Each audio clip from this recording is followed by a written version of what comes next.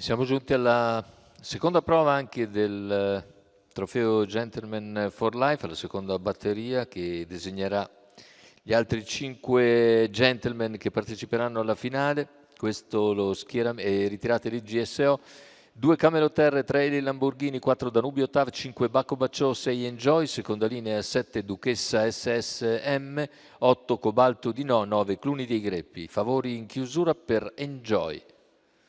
Numero 6 Mario Braidic in sediolo, macchina che accelera, partenza Bacco Bacciò veloce nei confronti di Danubio TAV, mentre all'esterno c'è Enjoy che poi vedremo se riesce ad accodarsi in seconda posizione dietro a Bacco Bacciò, che ha conquistato subito la testa con gran partenza.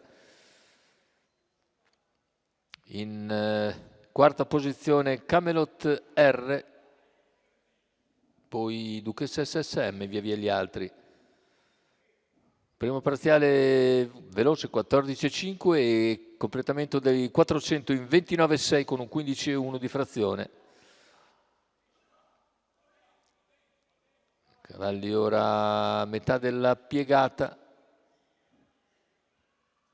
con situazione tattica invariata e sempre leader Bacco Bacciò nei confronti di Enjoy, percorsi esterne migliora Cluni dei Greppi che ha raggiunto in terza posizione Danubio TAV, mentre al largo c'è anche Camelot R, poi lungo la corda Cobalto di No, via via gli altri. Un minuto intanto per i primi 800 metri di gara, con Bacco Bacciò in vantaggio, Enjoy che marca Cluni dei Greppi, lungo la corda c'è sempre Danubio TAV, chilometro 1,15,2 per i 1000 metri iniziali, con Bacco Bacciò in vantaggio, Enjoy che comunque lì a contatto, poi Cluni dei Greppi che sopravanza almeno parzialmente Danubio TAV che prova a rientrare, 400 alla conclusione, il parziale ora in 14,5, Enjoy rimane in schiena a Bacco Bacciò, mentre Danubio TAV rientra a Cluni dei Greppi. Siamo a 300 dalla conclusione con Enjoy che si appresta a spostare all'esterno.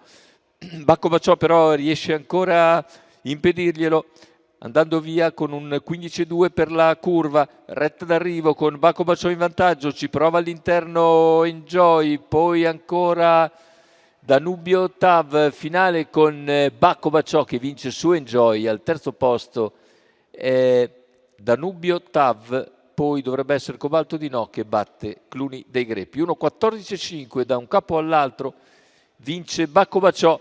Francesca Consoli in sediolo e alla proprietà,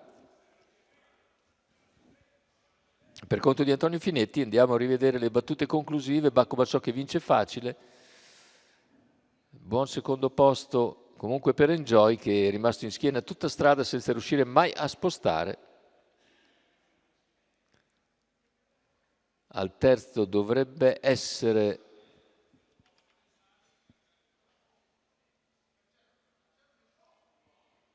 Danubio TAV, mentre per il quarto posto emerge Cobalto di No nei confronti di Cluni dei Greppi. Questi 5 i cavalli, ma soprattutto i gentleman che vanno in finale in questo trofeo Gentleman for Life che sarà la settima corsa del programma.